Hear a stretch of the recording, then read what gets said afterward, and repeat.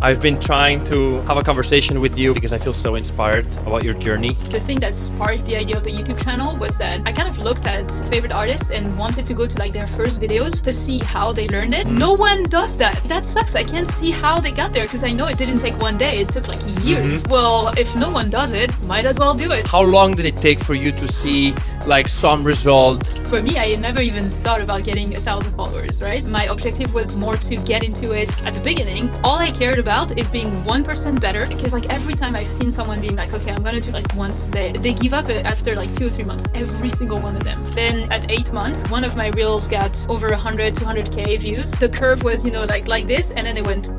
Then it took another year and a half until the million view videos. This is why That's consistency awesome. is super important. It's because you don't know. So it's like playing the lottery. It's like you play 500 times and one time it's gonna work, right? Hello, PLV Music. I am so excited to be here with you right now.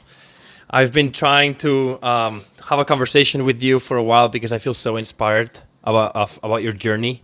I can proudly say that I've been following you and following your journey since almost the very beginning, and I've seen you grow, work hard, and really go from the beginning until now. Almost from rags to riches. I've been following that journey. And I personally was very inspired, and I feel like I personally learned a lot from your story just by watching, and that's why I wanted to talk to you, because I feel like a lot of other people could also benefit from listening to your story and kind of like be nitpicky about your journey. I feel like people could be, would be very beneficial. So welcome to our podcast, Music, Biz and Sounds by Blanco y Negro, hosted by myself, Felium. How are you? Yeah, I'm good. Thank you for having me there. I'm excited for it. Excited to share my journey. For anyone that doesn't know, where is your studio at? Where's the PLV headquarters? It's in Vancouver. Vancouver. Canada. Nice. Vancouver. That's awesome. I love the good thing about, being able to do this online is that really there's no limits. We can talk to anyone in the world, and I'm excited that we can have this conversation. Yeah. I'm in Miami right now, here in Vancouver, so across the Americas. So why don't we just get started right away? I like to begin the podcast always by taking a trip down memory lane. It's kind of like our thing, and we always like to start in the beginning. So tell us, how did you get into this crazy world of music? Like, what got you introduced to music production? Like, what inspires it? Any specific? A lot of people say, "Oh, this concert," or "Listen to this song." Is there a specific moment you remember where you fell in love with the industry? I think it was quite of a longer journey for me because it's more like when I was like super little, like a kid, 4 or 5 years old, 6 years old, something like this. I quickly fell into music. Like I was doing choirs at school. We had like singing lessons, and they were asking me to be the lead singer. And at music theory as well, I had music theory classes, and because I was doing good, they wanted me to do piano. But at the time, I was a stubborn kid. So I decided to go into sport and to not do what they were telling me to do. So I spent my whole like young teenager life doing sports, but listening to music every single day, 24/7. And then the call for music was just too strong. So as I grew up and I, developed like less of a fear of judgment, I was like, I was dreaming about making my own songs, having my songs on Spotify, doing the singing, and so I was like, let's do it, F that, let's do it. It doesn't matter what other people say. I want to make what makes me happy, and music was such a big part of my life. It was like tattooed here since like 7 years already, if not more. So yeah, I was like, it's too much of a want, like a deeply want. So yeah, I just went into it and fell into it. A fun fact that for sure not a lot of people know is that both of us grew up playing tennis like semi-professionally. That is true. Or like yes. Really, like I played throughout all my life in the yeah. under 18 like professional circuit, and I also played in college. And you also played some of those tournaments as well, right? Like under 18 tennis tournaments. Yeah, I did those tournaments. Like I did the little ace, like les petits as. Yeah. Like didn't go very far, but yeah, I did that.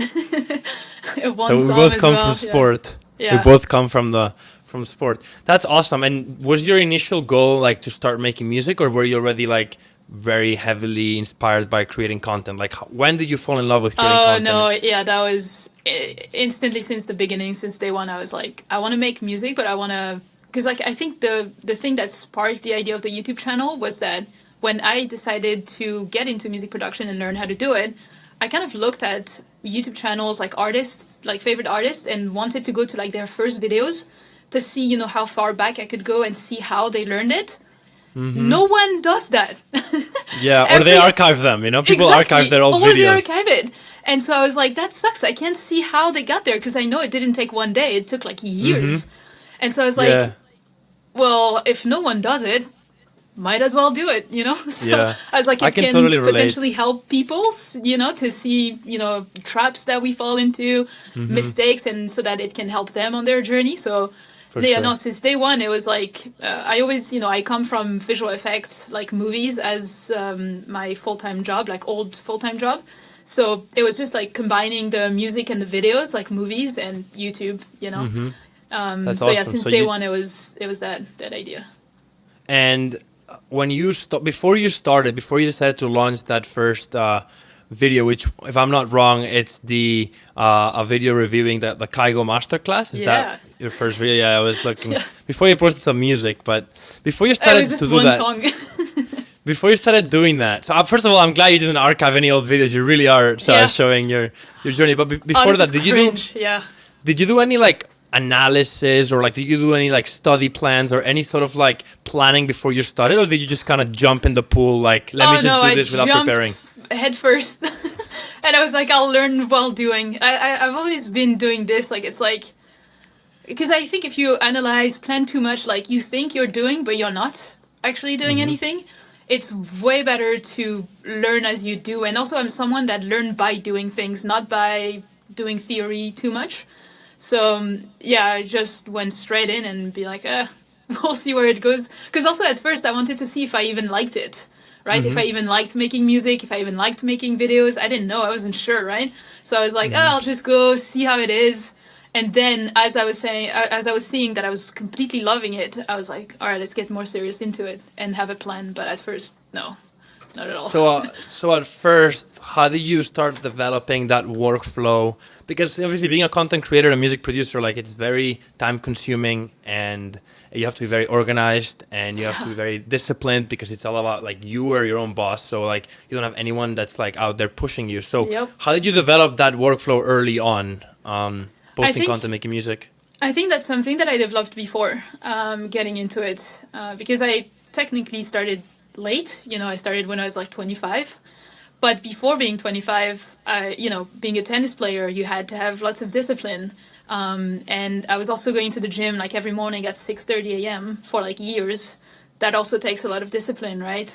And I was I was a lot into self-development. So I was reading one book every month about self-development, habits, productivity, stuff like that. So I think all this led to the fact that I did succeed at being organized and disciplined enough to get this to work. But I think it was before. I feel like where we've gotten in journey, right, we're in the very beginning when you started with your first videos, could be a position where a lot of people listening are right now, where they just started, they made the decision, okay, I want to do this. So guide us to those first days. How long did it take for you to see like some result?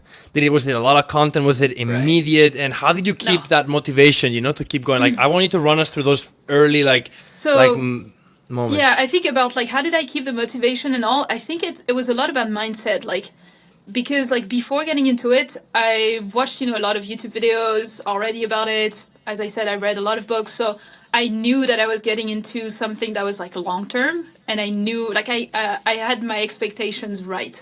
I wasn't like, oh, I'm going to start this, and in 3 months I'm going to get my first 1,000 followers. I've never even thought about this. For me, I never even thought about getting 1,000 followers, right? I was just like, we'll see. And, for now, my objective was more to get into it, and also getting to a point where I liked the output videos and the music that I made. Whereas before that, I was not really expecting much out of it. So I think it was a matter of having the right expectations and, setting the bar lower so that when you actually reach it, it's like, whoa, that's awesome, right? And then I think the last thing I wanted to say about this is like also the way I started is like I made it very easy for me to start. Like I know there's a lot of students that comes to my coaching sessions and they're like, when I'm talking to them about like having a plan, you know, like an upload content plan and all, they're like, I think I can do one a day or like one YouTube video a week. I'm gonna do that. And I'm like, you should not do that to start, because first of all, it takes a lot of work to get into the routine of doing this, to learn how to do all this. And I just wanted to make it like where if I reach that goal, it's going to motivate me to continue. Whereas if I'm putting too much on myself, it's going to demotivate me because I'm not going to be able to reach it. So I was like posting, you know, like 3 times a week on Instagram, once every 2 weeks on YouTube. This way it was very manageable with the job on the side. And because like every time I've seen someone being like, okay, I'm going to do like once a day or one video every week, they give up after like 2 or 3 months, every single one of them. Yeah. So yeah. I was gonna ask you about that. Like, how long did that period of like working, building without seeing results last? Like, are we talking 2-3 months? Are we talking a year? 6 months. For me, it was 6 months. It took me 6 months on Instagram to reach 1,000 followers and get like real traction and interest around what I was doing. At the beginning, you know, if I was making like 100 or 200 views in the first week, it was great. But I think as well, like seeing that it was going up, even slowly, but it was going up, it was like motivating. But yeah, it took me on Instagram, it took me 6 months to reach the 1,000 followers. And on YouTube, I think it took me 10 or 11 months, something like this. And again, was it those 6 months to a year? Was that consistently posting? Oh yeah, consistently like posting. Like I said, 3 to 4 times on Instagram. Didn't miss one day, you know, or didn't miss one upload. And YouTube every 2 weeks. But same, didn't really miss anything. It's when I tried right after that to go to 1 a week, while still having a full-time job, that I missed because it was just not sustainable for me. And it comes down to also the quality of the content and, you know, what type of videos you make, because there's content that is easier to make than others. My videos were just not. It's just very long to make. But that's just on me, you know. It was more like 2 years until it really exploded. Yeah, that was my next question. So like the first shed of light in the tunnel, right, was 6 months, and then from then on, like for example, was your first 1,000 harder than your second 1,000, or like was every 1,000 slowly getting faster? How was your progression, let's say, until like 10K, where when you reach the 10K, you could say you have somewhat of a following, you know, on Instagram, for example? Yeah, well, on Instagram, it took me, like I said, 6 months to get to 1,000 followers. And then in August, which was at 8 months, because I started in January, this is where one of my reels got over 100, 200K views, which this put me up to the 5K views, subscribers, sorry. But it was very, like, the curve was, you know, like this, and then it went... Gotcha. And then again, very slow. Because the thing is, when that first, you know, blow up like happened, I was not ready for it at all. I didn't know how to handle it. And so it completely died again and needed a break. You know, like it was very weird. Didn't know how to handle all this. Yeah. And so, yeah, it just plateaued again. But I still continued to post consistently without missing anything. And then it took another 1.5 years until the 1 million view videos, wow. which in December last year, which then allowed me to, you know, got me to the 48K, and all that. But yeah. I love that. That's so inspiring that like there's a lot of hard work in the dark. For you to be able to see the light. And I feel like that's a common theme in everybody that's been able to grow a fan base. So like that's really motivating. I wanted to talk about the concept of quality versus quantity, and how was your relationship with perfectionism. And I'm the kind of person that believes that in content, especially on Instagram, it's more about quantity, because quantity will bring quality. But I want to know your opinion about it. I'm the exact same about that. That's the exact same way I go about it. Now I'm at a point where I want to reduce the quantity to have more quality, because there's more expectations with more attention and all this. But at the beginning, all I cared about is being 1% better, like to focus on one thing, one new thing, each video or each song, you know. And that's still what I do with the songs. Like, as long as it sounds 1% better than the last one I made, I'm happy with it. And so, yeah, my videos were the same, you know, like the next one that I was doing, I was like, all right, let's learn about lighting, right? Or the camera settings to have a better lighting because it looked bad and I didn't like it. Or let's learn about how to treat the microphone voice, right? So that it sounds better. Each video, I was just focusing on one thing. Maybe the hook, maybe the scripting, maybe the editing. Like, I was learning a new editing trick for the intro or whatever. Like, just 1% better every single time. And I think that you're not just saying that, like, you can really see it through your content. Like, I was looking at some early videos of yours just to like prepare for this podcast. And like, for example, like, if right now, you know, you see yourself in this fancy, cool lighting studio and like everything looks amazing, but like, you really started like in what seemed to be your office desk. You know what I mean? And you really just went from the beginning. And I mean, you're always good at talking to the camera and editing, but like, you can really see like your progression, you know? And I think that's something that I'm going to put some clips of that too, like the comparisons between like then and today for you, because I really want people to understand that, that like, because I'm a perfectionist and I feel like and I'm relatively good at video editing. So I will always spend too much time trying to be perfect. I was the same. Yeah. Yeah, no, I was the same. But yeah, if you look at it, I mean, you know, for me, it looks cringe, but I'm leaving it because I wanted to inspire and to show that I didn't start like that at all. And even in 2 years, I'll be like, oh boy, that was bad, right? Did you feel like the content that you were making after you reached that like 1,000 followers was a lot better than the one you made in the beginning? Like, did you understand why certain pieces of content blew up? Could you see that progression? I mean, I can see the progression, definitely. You know, because I've worked very hard on improving each aspect of, you know, social media and all this. But as to telling you why this particular piece of content blew up, absolutely not. And the harsh truth about it is that 1 million view video that completely launched my channel, it was an idea that, it was a video that took me less than an hour, maybe 30, 45 minutes to do. Whereas my other videos, I'm spending an hour and a half to 2 hours. But the thing is, you can never predict what's going to get viral or not. Every time that I'm like, oh, this is a great video idea, like, I think this is going to work, it doesn't. And every time I'm like, okay, I need to get something out, let's get something out, this blows up. So, like, this is why consistency is super important. It's because you don't know. So it's like playing the lottery. It's like you play 500 times and one time it's going to work, right? Or that's it's awesome. Just like, yeah. You just gave me the perfect real like clip for this podcast right now. Like, you started with a hook and then you went and you told the story and then you ended with a call to action, and like I was like, oh my god, I was like, this is gonna be the best Instagram clip right now. You're welcome. Keep going. Keep going, okay? I love it. I want to transition a little bit. We've been talking so much about content creation. Let's not forget that you're also a music producer and you're all about balancing both.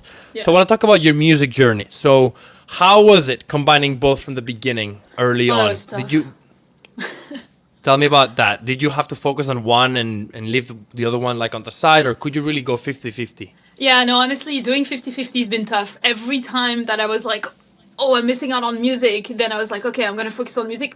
Oh, I'm missing out on content. Okay, I need to focus back on content. Like, every time. So it's just, you know, back and forth, being pulled between the two.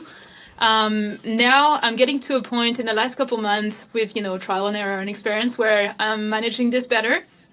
Being full-time doing this really helps.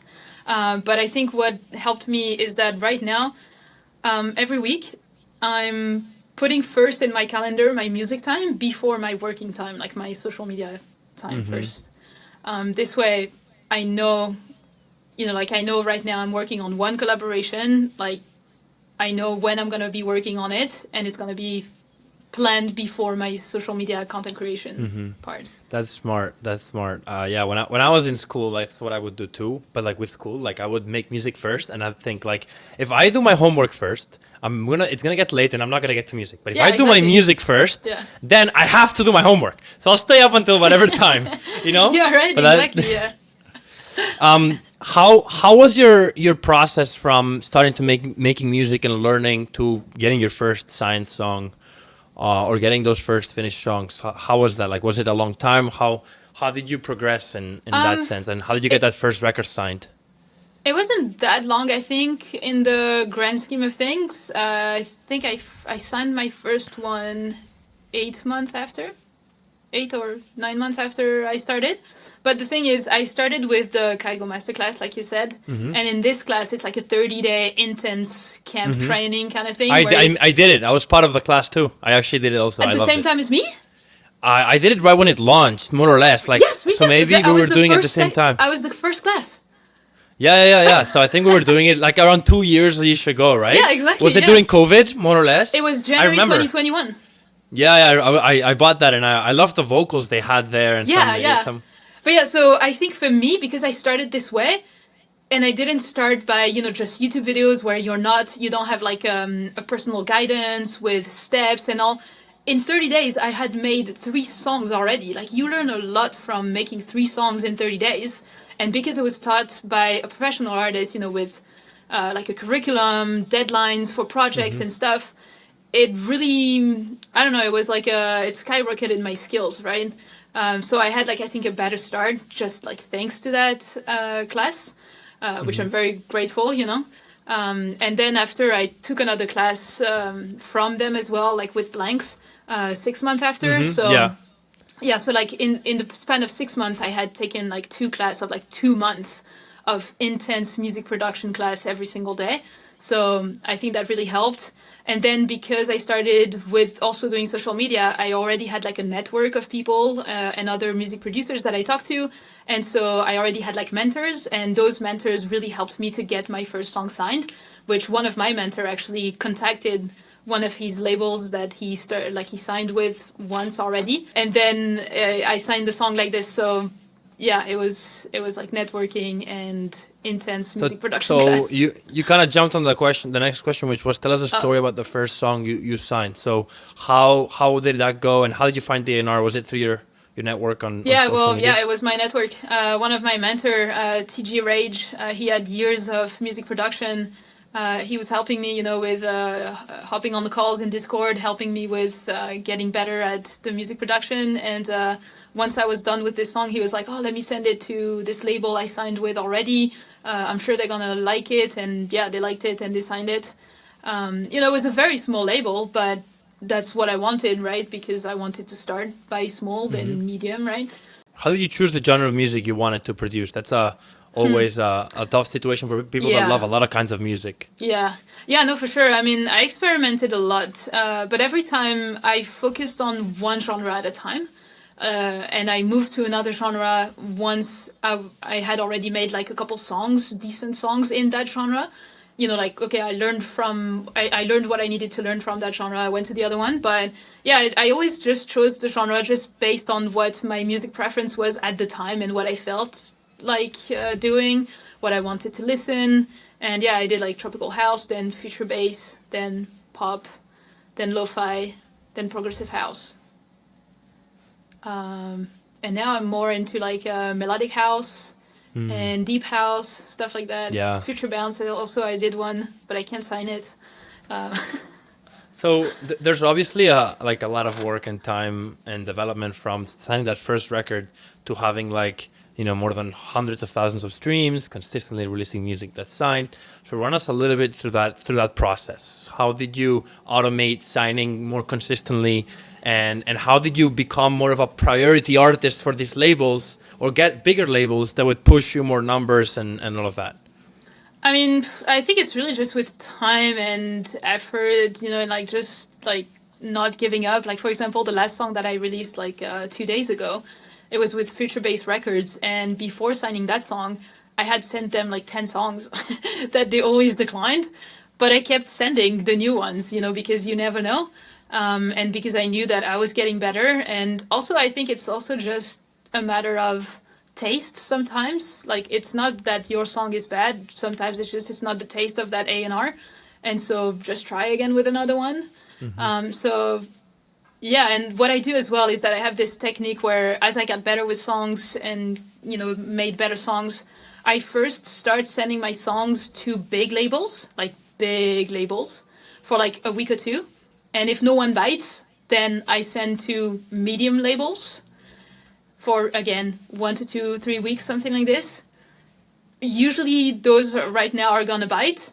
But if they were not, then that's when I start sending to smaller labels. But this way, it gives me a chance of what can I get, right? Because you never really know. Smart. You can't judge your own song. So that's really smart. Do you usually send it around for feedback before you send it to labels to know I have like where you're at? 2, 3, 4 people, like producer friends that has like a better ear, you know, like more experienced than me, and I like to send it to them. Like for a week or two before sending it to labels, I send it to them and then take all the notes that they give me. And usually, you know, I'm gonna do like 80% of the notes they gave me, because sometimes there's some like creative notes and I still want to keep, you know, like here, this ear candy, I really like it, like I want to keep it. Maybe you don't like it too much, but I really like it, so I want to keep it, right? But if it's like technical stuff, I'm usually gonna do it, just to make sure it's clean. For sure. But yeah. You mix and master all your songs and you were part of the process, or do you hand off the songs? No. I do it myself.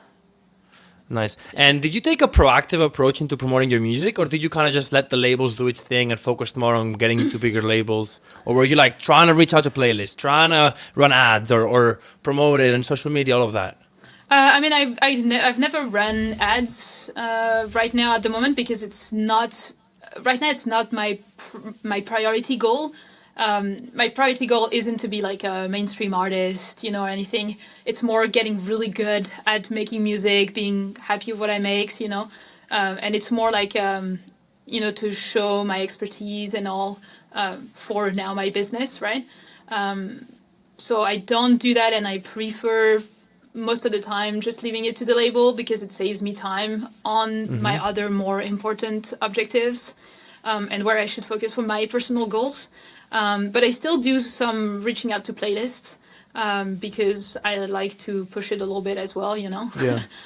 Would you ever? But also my content does it for itself. Yeah, right? For sure. What tips would you give on finding playlists? Would you ever use services like Submit Hub? Have you ever paid for a playlist that has a lot of followers? Like, tell us a little bit your opinion about this. No, I've never paid. I think there was one that like I reached out like manually, you know, just finding it on Spotify, finding in the description the email or the Instagram handle. That's usually what I was doing. Now I'm using Playlist Supply, which is like it's like a Google for Spotify playlist, basically. Like you type a keyword. For example, my new song is future bass, melodic dubstep. I'm gonna type those keyword, and it's gonna output all the Spotify playlists that have those keywords, so that I know my song is gonna match their playlist, and it outputs their email or Instagram handle. So it just saves me time to do it. But then, one day I've done this, and a playlist said, "Yeah, cool, I like it. It'll be $50 or whatever it was, you know, for like a 1 month playlist placement." And I was like, "Yeah, no, thank you." But you know, if the playlist is good, maybe it's worth it. I really don't know. I'm not too much into it to know exactly, you know, I just want to avoid fake streams and bots. That's all I care about right now. Otherwise, I'm just using this Playlist Supply or manually looking for a playlist and manually like networking with people as well that has playlist. Awesome. I want to talk about like let's call it the elephant in the room, right? You've mentioned a lot of times you're full-time. People are like, oh, there's money in the music industry. That's like one of the biggest questions in the music industry. So you've mentioned congratulations on being full-time. Last time you and I talked, you still weren't full-time, and you were talking like... That was that long ago we talked? Yeah, like a year-ish ago, and you were like saying like... I thought it was... You were saying like, I really think I could make it happen, but I'm not sure. So I want you to, first of all, talk to us through your story, whatever you're comfortable sharing, and then we can get into some different ways that people could learn from you to make money. Yeah, no, I mean, I think we actually talked right when, I think it was like December, January, when I was... how do you say, like, I was really struggling with taking the decision to quit or not. And the thing is, because, you know, I've been doing this thing for 2 years before being full-time. Right now I'm full-time since this year, 2023. End of January, I quit my job. But before that, I've created all this for 2 years on the side of my job. So that's the one thing I want to mention. Like, I didn't go straight in. I built all this asset and all this pool of videos, audience, all that before going full time. And yeah, it's just during those 2 years, I always had in mind the idea of, eventually I want it to be my full-time job. I want to make music. I want to be a full-time music producer / content creator. I knew how I wanted to make my money in some ways. But then when you start, sometimes either you don't know how you want to monetize, or you think but when you try it, you're like, maybe it's not for me. So then you stop doing it, right? For example, I know last year I started, I think a few people asked me for mixing and mastering services or ghost production, and I tried it, and I was like, I'm not liking that. I didn't like the fact of being restricted creatively to what that person wants to do. Mm-hmm. I want to do music for me, not for other people at the moment at all. I don't know if it'll change, but I tried different things over time, and over time defined what I liked to do. And how I wanted to make my money. And then when this 1 million view video happened, I started to make way more sales for digital products that I had, which are ebooks that talk about learning music production on your own, on the side of a job, all that. And I started to have more coaching clients as well for, students for consultation, music production, or social media growth or business. Plus, I just started to get monetized by YouTube at that point. I was starting to get some sponsorships requirements as well. And so all these at the time where I was maxed out on time and I was physically going to burn out on the side of my job, I was like, I can't do it anymore. I was like, one of them has to go. And I didn't want it to be YouTube and music. So because I was already making 50% of the income I needed to live, and to cover my bills. I was like, if I can make 50% on my own while being part-time, if I go full-time, I can probably double or triple that, right? Yeah, that was exactly my next question. Did you kind of jump into the pool of being full-time like you did with content, where you were like, I'm not still making full-time money, but I think that if I have the extra time I will? Or were you conservative and were you like, no, I'm gonna wait till I make money and then I'll quit knowing I'm comfortable? Yeah, so I mean, everyone has a different risk comfort, risk tolerance, I think the word is. Mine is kind of 50-50. I'm willing to take a little bit, but I still want to cover my back, So, before that, I had savings. I had saved money for to be able to pay all my bills for 6 months to a year if I was going to make $0 from music. And also, the one thing to mention is that I don't live alone. I live with my boyfriend, and so he helped me as well, taking on more bills while I was making it to full income. So for a few months, he helped me as well. So, I was not alone in this. So I think this is why I was like, okay, if I'm making 50%, I think I can get there because I have the safety. But everyone's different. You kind of mentioned this, but I want to really be specific. Run us through income sources of a music producer / content creator, and how those came into your life. Which ones do you think people don't need an audience to do? Which ones require an audience? And kind of what you have also right now. Let me pull that here so I'm sure on what I'm going to tell you. It depends on how everyone wants to monetize. Obviously, there's a good half that comes from content creation for me because that's always been my plan, right? So the first that I have, and I think the main, is my digital products, which are the ebooks. So digital products, could be sample packs, preset packs, vocal packs. It could be music sheets. It could be online courses. It could be a lot of different things. That's not even the full list, right? For me, it's ebooks. It can be, checklists, Notion templates I have as well, stuff like that. So yeah, it's the digital products. Then I have one-on-one coaching. So music, I help students with music production, with their song, or social media growth, fan base growth, business, all that. Then I have Patreon as well, which isn't bringing too much, but it's a little bit, for like my diehard fans that wants to know more about the behind the scenes and support me. Then I had some services, but I kind of stopped this because it's not my favorite, like mixing and mastering and post-production. And then now in terms of content creation, there's a lot of like sponsorships, which, basic content creator income, right? Which is also making the largest portion with the digital products.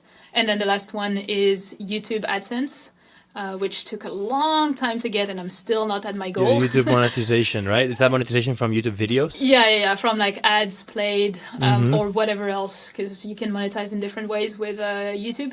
And then affiliation as well a little bit. Yeah. So it feels like the music industry is all about grouping a lot of different incomes that together add up, no? There's no like one big source of income where there's a lot of money. It's more of like grouping a lot of income. I think it's not just the music industry, because like it's anyone that is his own boss, like you need different income sources to be able, like every month, it kind of varies, and sometimes, if one, like for example, let's say YouTube is not going to be good this month because it's Christmas, holidays, people are in family, with families, they don't spend too much time on YouTube, then luckily I'm going to have my digital products or my sponsorships still, right? So it's just to be covered. But it depends, like I know some people, like there's this one guy called Ambient Cinematics on YouTube. He's a music producer, and he makes like 2-hour playlist videos where it's just music that he produces. Like it's like 2 hours of music he's produced, and it's like ambient, lo-fi, chill, focus music, very ambient and cinematics, exactly like his name. And he's making like, he has like 500, like 100,000 subscribers, and all his videos are making like 60,000-70,000 views.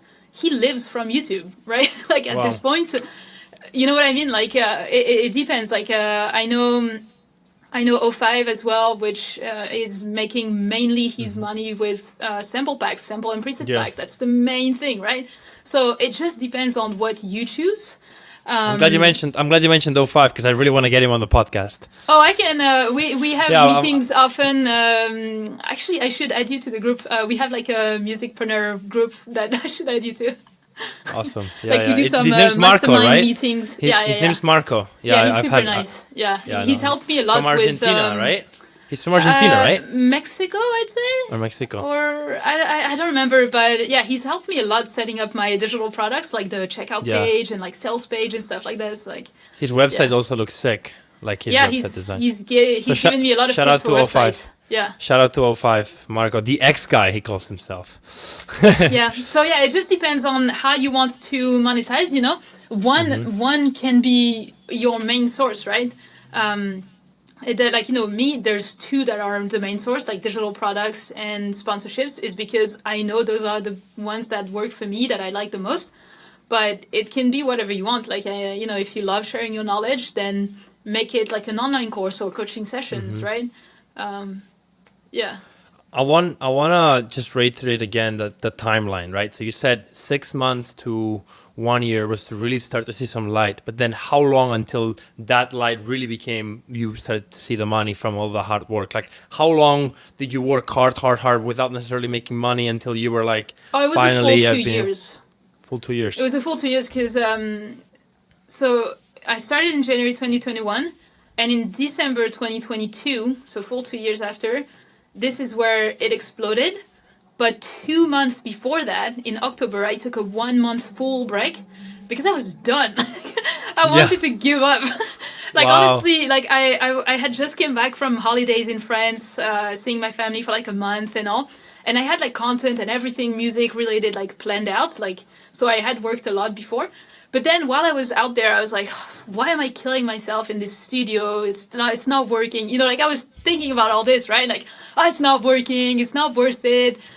Do I just want to enjoy my life? Right? Like I was thinking about all this stuff, and I was like, I need a break, right? So this is why I took this 1 month break from Instagram and YouTube. But a week after, I was like, I miss it. I'm bored. So I was like, there's a meme online, and it's this miner mining like this rock, and he's been mining for a long time. That and would then have been he me. quits. He quits right before the diamond. Exactly, that would have been me. October, that was me on that meme. I was about to quit, but luckily, because I took this break, and instantly I was like, yeah, I miss it. I'm bored without it. And then I was like, you know what? Let's go back to like the core of why I started. Because sometimes you get lost into the social media craziness, the business side, the pressure. You know, you get lost into it. So like, you just need to come back to why you started. And I was like, let's just make a couple videos that I want to make, and let's see if I can find another format that I really like making. And that's when I came up with more of my cinematic documentaries. You know, like B-roll videos.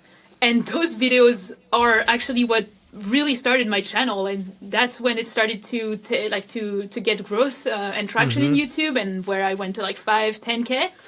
And yeah, if I would have stopped at that point, 2 months after, it was Thank God you didn't quit.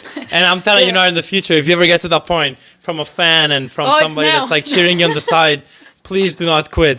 Please do not quit. Like, I'm again in that period right now.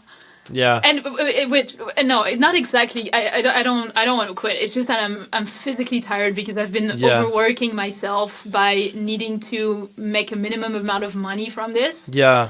To be able to cover my costs. So now that it is, I'm going to be working towards finding a more healthy life-work balance, and especially because I'm still learning on how to be my own boss, which is hard.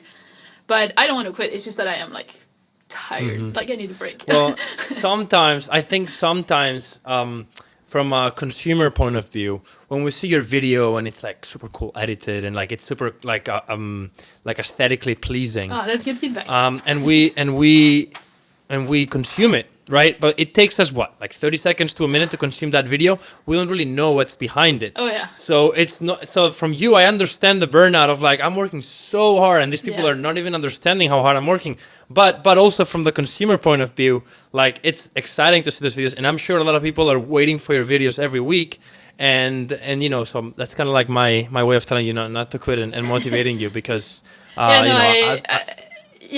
lucky enough to have like a very, very supportive community. And, you know, since I said that I was taking a break for like a couple weeks ago, I had like the amount of DMs. I'm still not caught up in the amount of DMs that were like supportive and being like, you know, testimonies as to how my videos helped them. And so to see this, because sometimes, you know, you only see numbers as a content creator. Exactly.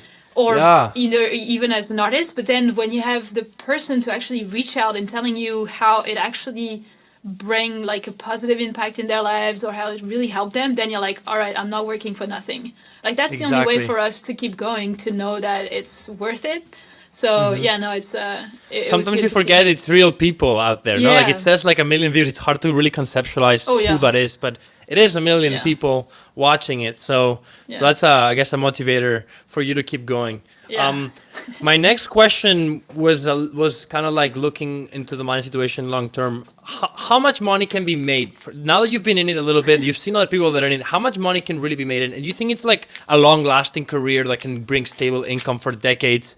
Or do you think it's a wave that you're riding right now and you don't know when it's going to end? Like, does the profession of being a music producer, content creator, is this like a long-term thing or not? I mean, I think it is. It's just like how you adapt over time. Because, you know, like right now, I'm just about to launch an online course. And like in January, February, like in a month or two, and this is going to be like my main offer. And maybe this online course, you know, in a few years, I'll be like, all right, let's make it an academy now, because I wanted to cover more parts of the music production business, right? Like you don't know. So it's just, you know, or maybe I'll want to develop an app, right? It hasn't been done, for the idea that I have at least. So it's just, I think it's just how you think about it and how you adapt over time, and you know, how you seize the opportunities. But yeah, we'll see. Honestly, I have no idea what I'm going to be doing in a year or two, you know? I can only hope and work towards something, but maybe it'll change. Maybe there's going to be an opportunity that comes. Honestly, it's hard to know, but yeah, you know, like I know some people that they go very hard on releasing so many like lo-fi chill music on Spotify, like, and I mean like one a day. And they make thousands per month just by doing this from the comfort of their bedroom. It's just about choosing how you want to do it. Now, I want to talk about, now that you're full-time, how has your approach changed? Kind of like the professionalization of your career and of your workflow. How, like, for example, outsourcing work. Do you have a team that's working behind you? How have you taken that extra approach? Because obviously with more people also comes more pressure to deliver high quality. So talk to us about the how you became more professional. Do you have a manager that that's your like opportunities, you're reaching out to find sponsors? Do you have an editor that edits your video? How did you go about going from just you in your room to becoming a business that has people behind it in a team? Yeah, I mean, that's very funny what you're saying about, having more and more people brings more pressure and expectations, which is literally one of the 4 reasons why I needed a break, is because, sometimes that's too much and you just need some time away from this. But I think, and right now, for example, once I went full time, I was still doing everything myself just because I didn't have the money bandwidth to do it. Wow. To outsource. Yeah, I know. I know. I mean, I don't think people know. I don't think really people know how much work it is to reach out, to negotiate deals, to get paid, follow people to get paid, and then create the content, and then make the music, and then reply to the DMs, and oh my god, my mind is getting blown. Yeah, no. I mean, this is also why I'm in this state right now, and I need a break, and I need to. And I think that's what I was going to say. I'm still learning it, so I don't really have the answer to the question, but as I am learning it, I'm sharing it with my audience, every time. I don't hold anything back. And yeah, right now, so when I went full time, I just had like my producer friend that we've been friends since the beginning, since day one.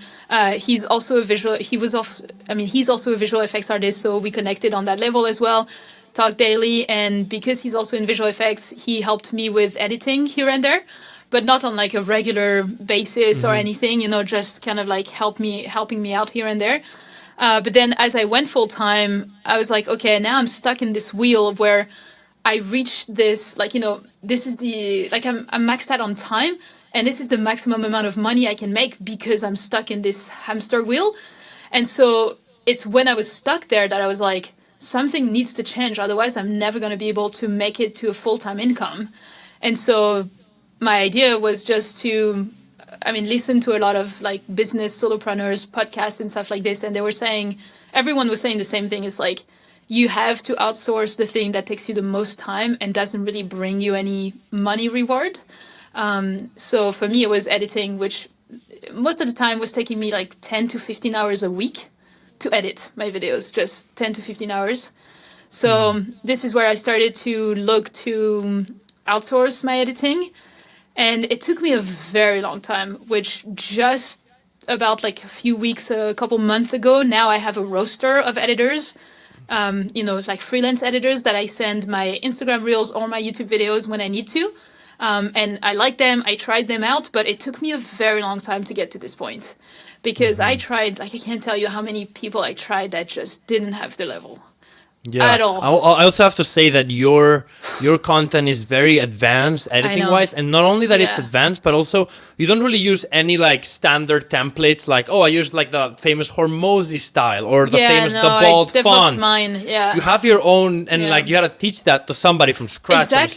Exactly. So that takes time, and I kept on trying people, and like for example, you can go to my videos and I'm sure you could see, like, if you know my videos, you could see which ones hasn't been edited by me. And a couple has been edited by other people that I didn't kept because for me it wasn't good enough. No one said anything. It's just that for me it wasn't good enough. But because I really want my videos to have the quality that I've pushed them to.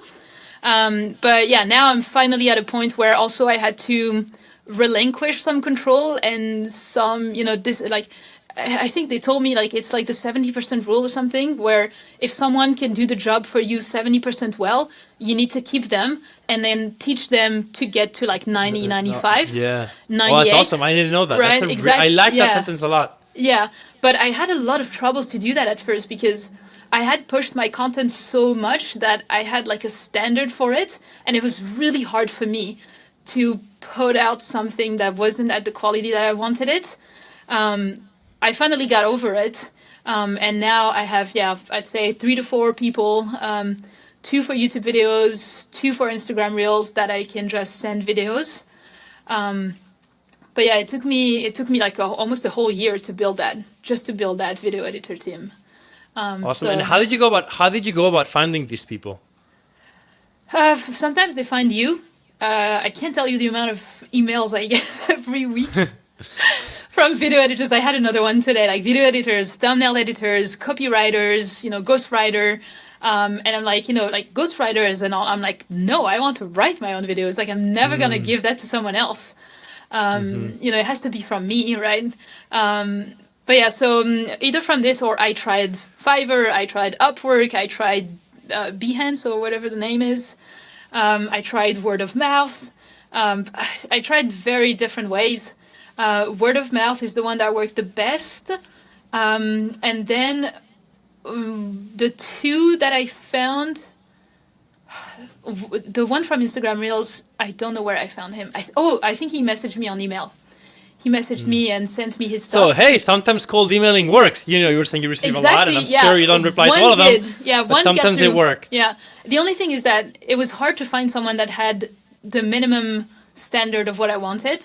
And then I took some online courses for content creation and stuff like this, about like business and stuff. And in that, I found one for Instagram Reels as well, because he was a video editor. So yeah, this is where I found them. And right now, I'm at the point where I'm like, okay, I think I need more people on my team. And just you need to build a business now, right? You need to be like the so I need to be like the business. brain behind everything and like write the videos, film everything, but then editing, publishing, replying to email, reaching out to sponsors, signing sponsor deals, all that stuff that you mentioned before, sorting through comments and DMs and stuff like this. All this is stuff that I cannot do anymore because I just don't have the bandwidth. So this, like right now, I'm looking to hire a virtual assistant to start like January. For sure. Wow, so, yeah. that's amazing. To finish on this topic, are there any other ways that you would say that your workflow has changed from back when you were doing it for fun, still learning, the very beginning days? Let's say before this glow up that you've had. Compared to now, your workflow, what differences do you see in the way you work, the way you approach content, anything that comes off the top of your head? You know what? I think nothing. In the way that, yeah, sure, I have more time for it because I'm full-time. But the reason, and I think, and it's one advice I give to all my coaching students, is like, you have to see it as, like, you have to, treat it as your business since day one. To make it work, even when you're part-time. Because that's how you lay the right foundations for it after. And how you prepare for the move as well, for the transition. So since the beginning, since day one, I treated it as a business. So yeah, nothing really changed. I just had more time, and then it's more about I think the only thing that changed is instantly my hobby became my work, and so I had, and I'm doing a bad job at it, find boundaries and stop working on this. It's like finding a work-life balance is really tough. This is the main challenge that I have since I became full-time, is because I'm a workaholic, so and I'm passionate about what I do, so it's really hard to stop. And yeah, this is the only thing that changed in my workflow, is that I did more of what I was already doing, that's all, but I did too much. Yeah. I wanna ask you a question. So there's this singer called Sam Tomkins that I really love, and I found his music online. I don't know if you know him. He's been really blowing up lately. And one of his songs has a lyric that really resonates with me, and it says that I think it's a shame that you can't talk to your younger self, because a lot of the time when I was younger, I needed someone exactly like me to show up and be there when I needed them. So I want to ask you that question. Let's say that right now you had the chance to talk to that 2 years ago. PLV music, starting content creation, making that first Kaigo music class, super excited about the future, not really knowing what's going to happen. what would you tell them? And also, because this is going to be something that applies to people that are in that position right now, right? So what would you tell that younger self? I mean, that's the one thing, and I know it's gonna sound like duh, and people are gonna be like, I heard that already, but I can't tell you how no one does it. So if you do it, that's how you succeed. Is don't give up.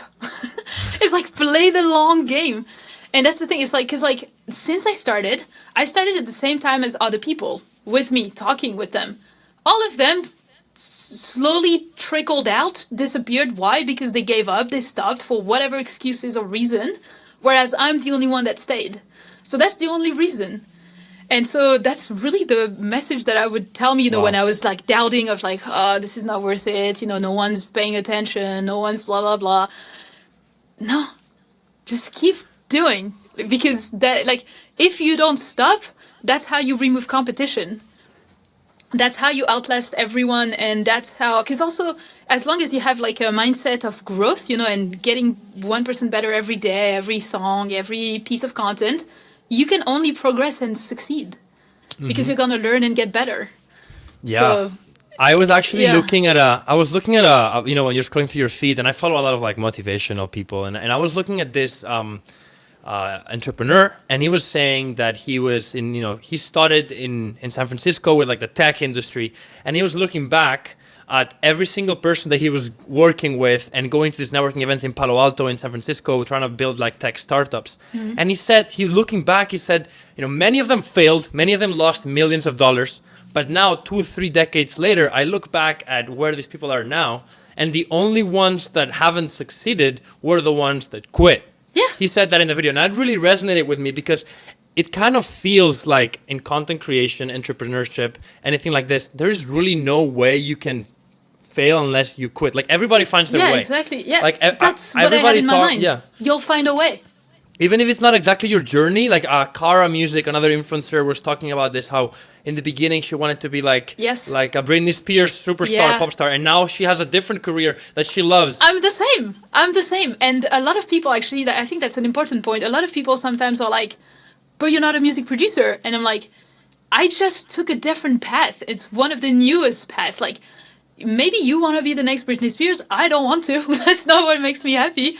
Right? Like I said before, producing for other people didn't make me happy. So I want to produce for me, release my own music, and my own music is going to be like the promotion for, you know, me sharing my knowledge. Because what truly makes me happy and why I'm doing this is because I want to have a positive impact on people's lives. So if I can help other people by sharing my journey of learning a creative skill, that's what makes me happy. And it all is tied to the music, which makes me happy, right? Yeah. So it kind of feels like people, like somebody they gotta choose what they want to do and stick to it no matter what. And you're a perfect example of it. You've had downs, like we've talked about this podcast now.